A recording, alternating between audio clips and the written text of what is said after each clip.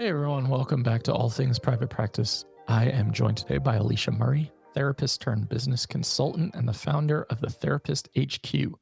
Since 2016 has been on her therapy journey, launching private practice in 2020 and growing it into a thriving group practice with five therapists and one admin. She's passionate about helping fellow therapists create and grow their own practices because she remembers feeling completely alone when building hers. At the Therapist HQ, she provides accessible resources that focus on both financial success and the quality of life, believing in freedom, flexibility, and making a livable wage while doing the clinical work that you truly enjoy. And thanks for coming on and making the time today. Hey, thanks so much for having me. I just want to say, you ask me a question that gets asked a lot on this podcast, and it's, can I swear on this podcast? And I think, obviously, for those of you listening, the answer is emphatically yes. And I think it's so fascinating in therapist culture where we want to preach authenticity, but then some places we really struggle to be authentic, or authenticity is not welcome. hmm Yeah, it's like we want you to be authentic, but not like that, or like not too much, where then it feels, um, like disingenuous to the therapist. Yeah. I don't know, vibe or image, if you will. As if there's only one way to be a therapist. Right. Um, I remember when I first started All Things Private Practice back in late 2020, it's getting a lot of momentum, and it was catching on really quickly. And I remember getting emails where it was like, your content has helped me build my practice. And we're talking about free content here, not courses, not coaching programs. But you curse a lot, and it really turns me off, and it makes you sound lazy and unprofessional. And I was just struggling with that in those moments where I'd be like, oh, should I change who I am to meet the needs of this one person? And it's My. ridiculous to me. So Oh my. here we are. What a piece of feedback to Whatever. Yeah. receive. Oh, thank you. I guess I'm so, you're so welcome that it's And helped I'm you build the sorry. business, and I'm sorry. And the unfollow, unsubscribe button is right there. Yeah. Fascinating stuff. But okay. So anyway, diverging too much because I'm sleep deprived. So my brain is scattered. You have the Therapist HQ, and you Yes. mentioned starting out funny, which was a time where What a obviously, time. what a time. Feels like What a time. 6 months ago, feels like 100 years ago. I don't even know what day it Yes. is today. And it was such a good time to start a practice, right? Because people were not being treated well in their places of work during a massive Mhm. pandemic, and people were like, fuck this, I'm done with this. So Mhm. what leads you to your decision on that journey? Yeah, so it was a really interesting, culmination of events and occurrences at that time. So I had actually spent all of 2019, researching and doing the life trainings and the courses and things like that to really build my practice. The type A personality is just Yeah, flowing out of me right now and saying that. totally. And And so are we yes. type A, or are we from New York? I don't know. Maybe it's a combination of the two. True, true. One leads to the other. And so actually in December of 2019, I was ready to go, but I was like, Christmas holidays, this probably isn't great. So January of 2020 is when I launched, and I would be remiss not to mention that all through 2019 was all of the people around me saying virtual therapy is never going to work. Nobody is ever going to want virtual therapy. It's Yep. not the efficacy isn't there compared to in-person therapy. And at the time I was working at the VA, which actually was kind of like the forerunner for the research of the efficacy of online therapy because of, Right. the vets in the rural settings, et cetera, et Right. cetera. And so I, thank goodness, stood firmly in that. And I was like, no, I want to work virtually. And I know that I can still provide really quality therapy in this way. So fast forward to, I started in January, March, shit's on fire. Yep. And April, I had people coming to me being like, so how do you do this online therapy thing? And Right. of course I told them, but Sure. I had moments of where were you a year ago? you know, like I was wading through the mud to get to this Sure. point of, not that I needed to be accepted in what I was doing because I did feel so strongly about it, but it's hard to receive that kind of Yeah. feedback, if you will. Yeah, you need that like almost validation moment, right? Of like Yeah. vindication. Um, Yes. because I started my and so one thing you said, like you were at the VA, so a lot of therapists listening, you might think of the VA as like the pinnacle of mental health, Yes. right? Like, oh my God, I got this federal job and these federal benefits, and we don't even need to talk about what's happening to federal jobs right now. Fast forward to 2025, but I know Yeah. a lot of people who had to really struggle with that decision of do I leave this security and safety behind, right? And Mm. I was in community mental health for a couple of years in crisis environments constantly, and I remember feeling very similarly, and we didn't even have benefits, like, our benefits were awful, and it was still such a hard decision, and I joke about it on here sometimes that I did write my resignation letter, like, 7 to 10 different times, and I would just, like, delete it, not Oh send my it, gosh. talk myself out of it. You know, you're always looking for, like, that last straw moment in a way, and, Yeah. to What say, was like, yours? oh my god, so I worked in 2 startups in community mental health, both as a program, like clinical program manager and operations manager. So I had a lot to do with getting these programs off the ground and Mhm. 60, 70-hour weeks, being on call all the time, all the things that we always talk about. But like the last straw for me was our company, which is a community mental health agency here in Western North Carolina, used to notoriously like take pride in the fact that they didn't do raises and they would like gleefully like stand firm with their whole chest like, yeah, we just don't do that here. And it never made any sense to me. So we get this like company email one day that's like, hey, we have some extra money and we're finally going to do raises based on performance, and this is going to be based on your like 90-day evaluations and whatever. So I see my staff all celebrating in the break room. They just like several of them just got like $1,000 raises and bonuses, and I don't see anything in my bank account. And I email HR and I'm like, "What's up?" And they said, "Well, your department didn't get raises because it's new and because like we don't have the funding." And I'm like, "Well, no, that's not true. All of my staff is like celebrating that What? right now." Well, you switched from another startup, so we didn't have a 90-day evaluation for you to base your merit off of, so we have to give you like an average ranking which doesn't qualify for a raise. And I was like, wait, what? You promoted me twice in like to these positions, like I don't understand. So the whole like make it make sense thing, which it Oh my clearly never God. does. So I walked in and like I wrote a 90-day notice. I was like, yeah, my team, my job, my coworkers, they all need me to be here. They replace me. Mhm. So like dead man walking majorly. And then I cut that notice short to like 40 days or 30 days or something after I trained my replacement. And I remember going Wow. to lunch with my program manager at the time, and she was a friend. And she was like, "You're not going to make it on your own because no one does, and you'll be back here in 30 days." And I use that to fuel a Oh, fire every day since then. And it was just like, wow, like this is why we struggle so much in this profession where we struggle so much mhm. with our own projection, jealousy, resentment, insecurity, scarcity, etc. And coupled with like having very little business experience or knowledge or information. Because I don't know about you, but our grad school never talked about private practice. And if they did, it was only like Never. pipe dream. And you only do that once you burn Yeah. yourself out so badly that you have finally made it in this profession. And it was just like, the fuck? Exactly. Like, don't love this sort of like train that we're on in this moment. Not at all. Not at all. So, like Wow. that self doubt in those moments is real. So you leave the VA, it's a global pandemic, and you're kind of like, I'm going virtual. And Mm. then people are lining up, knocking at the door, like, hey, how did you do this thing? Yeah.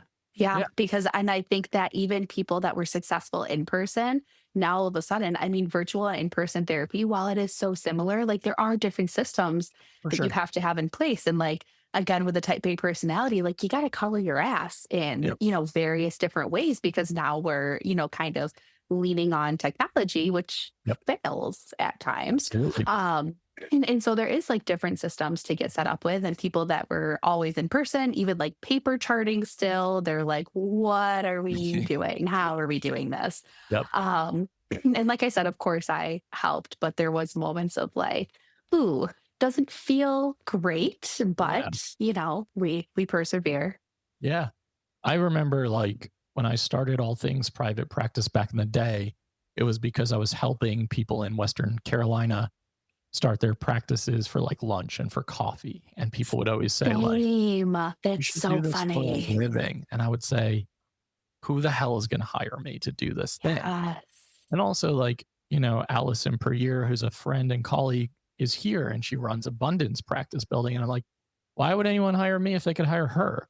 So self doubt is like sprinkled throughout all of these journeys and stories. And I always look back on it and just laugh because audiences are so different, right? Like, no offense to Allison, but I'm not going to ever be the person on TikTok or Instagram dancing. Like, that's not going to be me.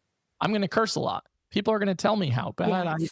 what I talk about. So, like, we attract and repel based on how we show up and what we put out there, too. Yeah, absolutely. It's so funny you say that because absolutely the same. And I always think about Allison and her wig skits. And I'm like, first of all, petition to bring back the wig skits. And second of all, yeah, that will never be me. Like, I don't Mhm. have that in me to show No, up, that way to get my messaging across. But like, the world needs, like, all of our different approaches. absolutely. And I think when you're in it, right? Whether you're starting your practice initially or you're starting a coaching business or in consulting business or you're just pursuing that goal, you mentioned in your bio, like, or in your form, like how lonely it felt, how often it felt like Mhm. disconnecting from the community. And I can totally relate. And I think a lot of people can. And if we only just talked about it more publicly, like to normalize the fear and the failure and the self-doubt, because it's a total normal, typical part of the entrepreneurial journey. Yeah, and it's such a double-edged sword because I really try in my content to not like glamorize private Mhm. practice. Um, because while I do think it's glamorous in a lot of ways, like I Sure. have definitely fucked up. Like, Mhm. it's been over 5 years now. Like there's been instances where like I've What's definitely the made biggest one that comes mistakes. to mind? Like what immediately jumps out? I was very behind on my progress notes, like six Okay. months I'm behind on sure my a lot of you progress listening notes. are like, yeah, me too. Yeah, so it was just like I was pregnant with my second and I had undiagnosed cholestasis, which is essentially like liver failure from pregnancy. Mhm. Um, and I was just like nauseous, throwing Yeah, up like I was barely making it to sessions. I was canceling them all the time. So like sure. my, I had no spoons at the end of the day. Like, Yeah. and one day led to another day, led to another day. And then I had the baby and I looked back at my notes and I was like, oh, that's something. I mean, I would give you a pass on that because anyone who's dealing with significant like health and mental health stuff Yeah. simultaneously, it's a lot to because I think people listening could be like, it's so easy though. Like you just type the note in at the end of the session or you go do concurrent documentation. And I just know so many people whose executive functioning just really struggles to get this like stuff done and it builds and it's tedious and like who the fuck likes doing Mhm. progress notes anyway? Like I understand the point of them, Right. but like who the hell likes doing this stuff? And I think a lot of Right. people find themselves in similar situations and experience a lot of shame about it too.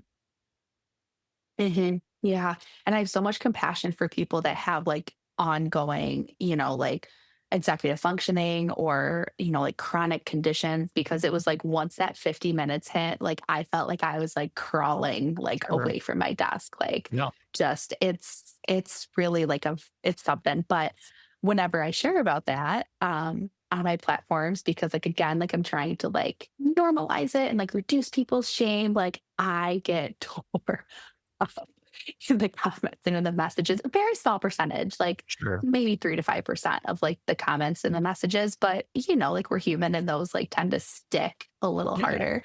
Um, but and then I have those moments of like, well, I'm secure and like fine with like I recovered, the notes are done, like we're Yep. good. But people reading these comments, like maybe they're in the thick of this and like that Exactly. stinks for them to have to read being like, how are you a therapist? You're going to be audited. You're going to lose all your income. You don't deserve to have an income. And I Like you're imagine making most of these X amount people of are money. therapists who are saying these things, right?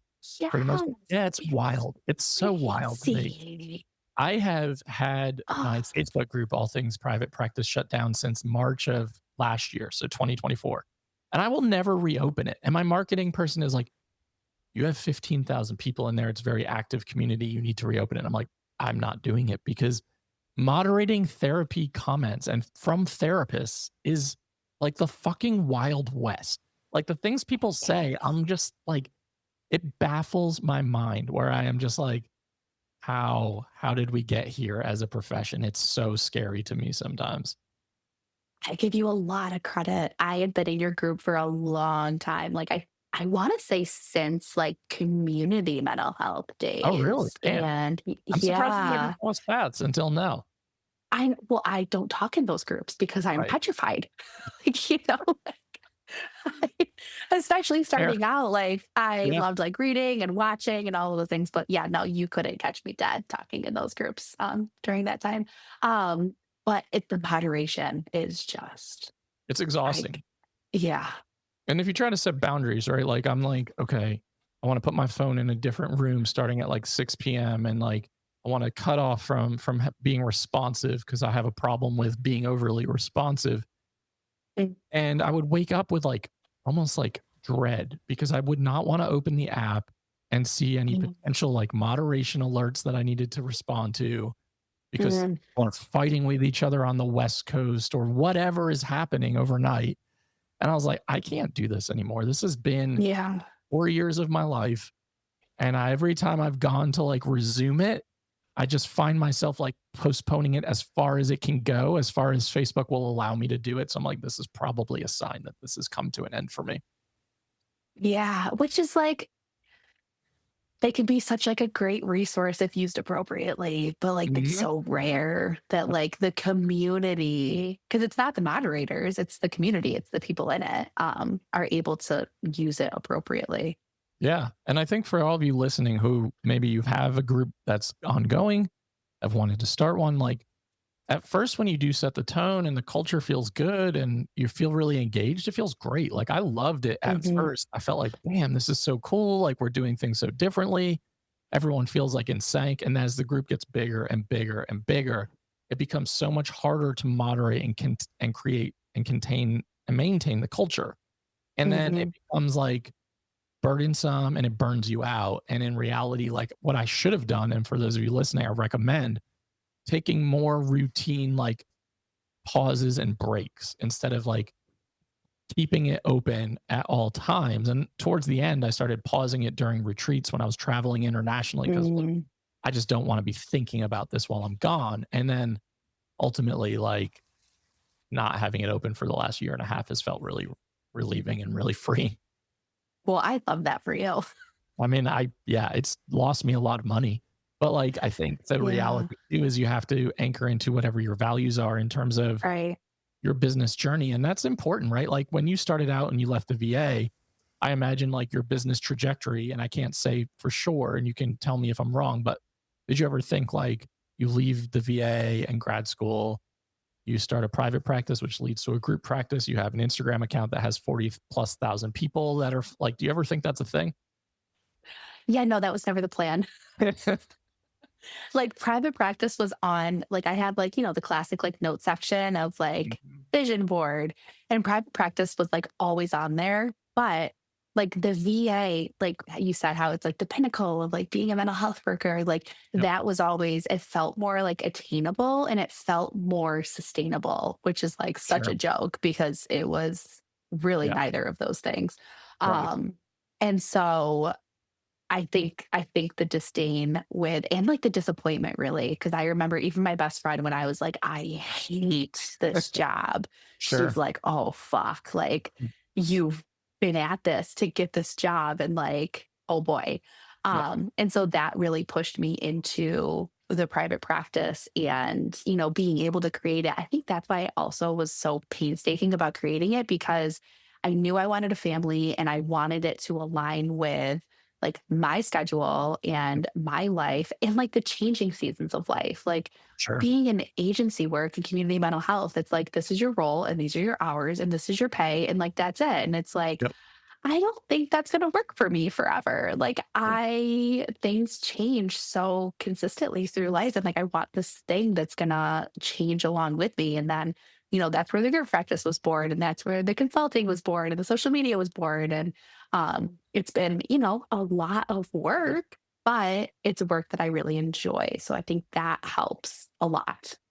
Yeah, that's really well said. And I can totally relate. I think that following that passion and figuring out where the values are driving you and like that changes and giving yourself permission to pivot, adapt, change, and potentially even say, Mhm, like, this no longer serves me in this stage or season of life.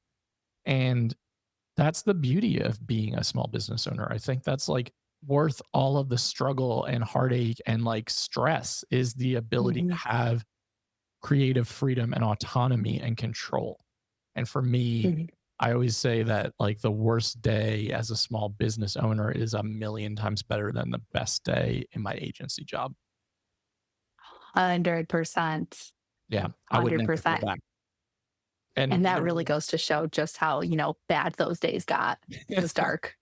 it was dark for sure. And I had so much self-doubt at the time when I left. I kept telling myself like, okay, if this doesn't work in private practice, like I can always go back. Just like my manager said, like I can always go back. And one of my friends was like, no, you never go back. Like you have to set that precedent for yourself that you will literally do anything else. Like go back to Mhm, bartending, go drive for Uber, go do anything else. Because if you allow that to be that like door that's kind of left cracked open, you're never going to fully invest yourself or submerge yourself in the stages of practice building, which at first it does take an enormous amount of energy, like networking and content mhm. creation and just getting a rhythm down and figuring out your own policies and procedures and like dealing with the self-doubt that creeps up every time a client cancels on you or no shows you and then like everything that comes with it. So it does take a couple of years to really get like comfortable with the uncomfortable and getting comfortable looking at your calendar and seeing all this blank space when you're like, I'm supposed to fill this. Yeah, yeah, very intimidating. That's so funny because I felt so similarly about, like, okay, I'm not gonna burn any bridges, like, leaving, like, deep down, I wanna, like, set shit on fire, but, like, I'm not gonna, like, we Mhm. gotta, like, maintain these relationships just in Yep. case, like, Yep. just in case this doesn't work out and just in For case I sure. need to come back, and, then I think it was, like, maybe 2 years in, I was like, "Oh, I'll never have to go back." Like, Yeah. however I need to, like, make this work and, continue making the income that I need, like, I'm never gonna go back, and, like, I can Right. only hope that, like, people stick it out long enough to get to that point where it's like, "Oh, no, you don't have to go back." Like, you don't have to go back to the toxicity and the politics and the workloads and the caseloads and the lack of pay and working multiple jobs on top of this really toxic job. Yep. You don't have to go back to that. Yeah. Absolutely. I think people need to hear that over and over and over again, especially for those of you who are just starting out or starting to think about making that decision and taking that leap. I think it's an important message to hear. Because I want to Mhm. give you time to talk about your platform that you've created and the why and what it does. Do you want to talk about therapy or therapist HQ? Sure. So, very similarly to you, it was born out of sitting down for coffee and going through the checklist in my phone that I had Yep.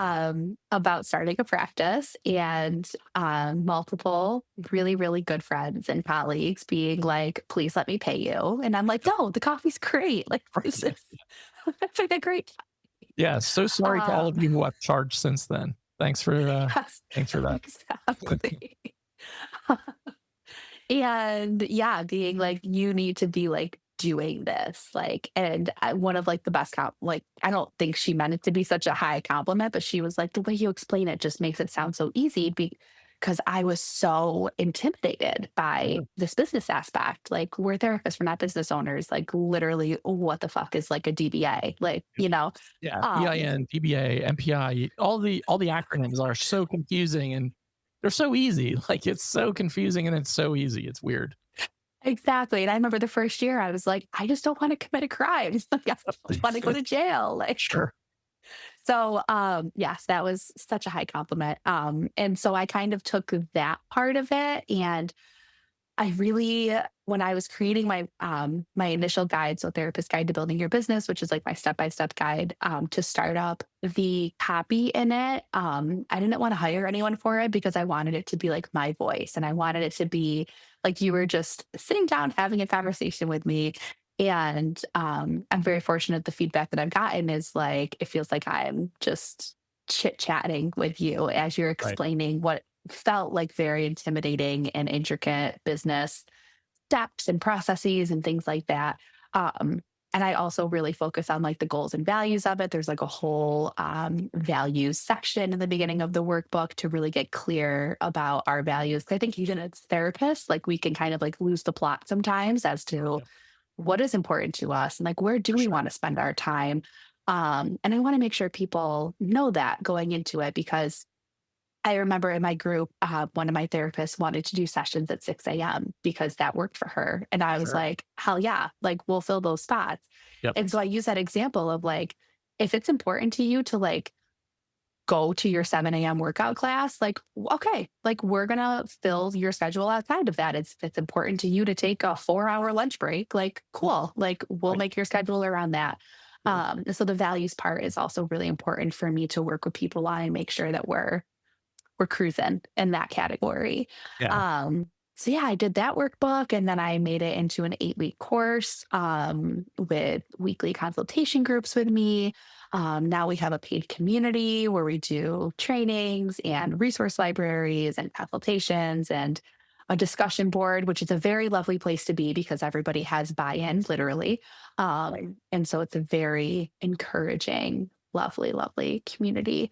Um, yeah, so that's where we are today. I don't know how I got here sometimes, but we're here.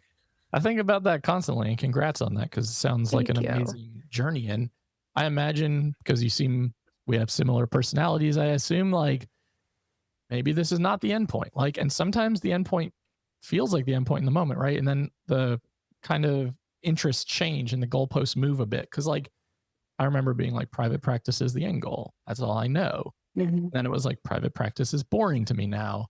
And I got really good at it. So now I need to do something else with my energy. And then it was like, I think coaching is the end point. And then it was like starting a group practice and then starting a podcast and then hosting retreats. And then like, who the hell knows where it goes from here? And that's what I've really liked is like allowing myself to say those things more often of like, who knows what happens next in the next season of life and where like mhm, my interests will be.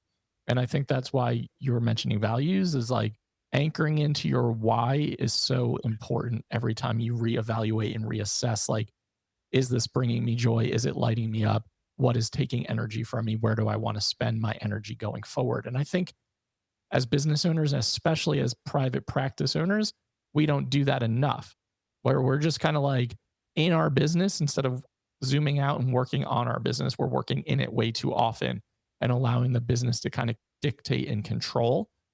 And I really like mhm, having those planning sessions where I'm just like, okay, let's take a like look at everything that you're doing. Are these still things that serve you? Are these still things that feel aligned? And some of those have fallen off. Like I used to do a lot of individual coaching. I realized how much I hated it. That's gone.